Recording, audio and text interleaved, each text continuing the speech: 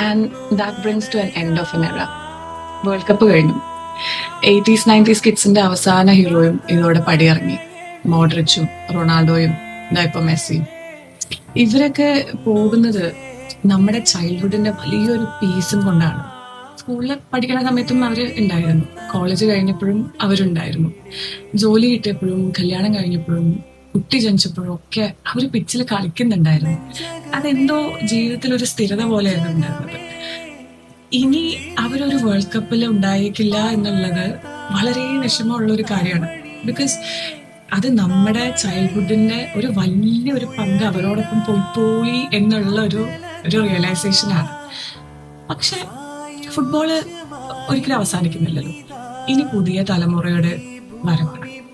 Haaland, Bellingham, Yamal, അങ്ങനെ പുതിയൊരു ഇതിഹാസ തലമുറ അവിടെ ഓൾറെഡി ജനിച്ച് കഴിഞ്ഞു.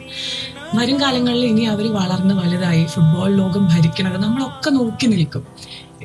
കാലം കടന്നു പോകുമ്പോഴും നമ്മുടെ മുഖത്ത് ചുളിവുകളൊക്കെ വീഴും, നമ്മുടെയൊക്കെ മുടിയൊക്കെ നരയ്ക്കും, നമുക്ക് വയസ്സാവും. എന്നാലും ആ ചുളിവുകൾക്കൊക്കെ ഇടയിലും പ്രായമാകാത്ത ഒരു കായിക പ്രേമിയുടെ മനസ്സുണ്ടാവും നമുക്ക്. ആ മനസ്സോടുകൂടെ നമ്മൾ പുതിയ കുട്ടികൾക്കായിട്ട് കൈയടിക്കും. കാരണം അതാണ് ഫുട്ബോൾ. ജീവന് തുല്യം സ്നേഹിച്ചവര് പടിയിറങ്ങി പോകുമ്പോൾ പുതിയൊരു തലമുറ കാലത്തിന്റെ ആ താളം ഏറ്റെടുക്കും. ഭയങ്കര വിചിത്രമാണ് ഈ ഫുട്ബോൾ ഗെയിം എന്ന് പറയുന്നത്. അത് ഈ ഒരിക്കലും നിലയ്ക്കാത്തൊരു പുഴ പോലെ ഇങ്ങനെ ഒഴുകിക്കൊണ്ടിരിക്കും.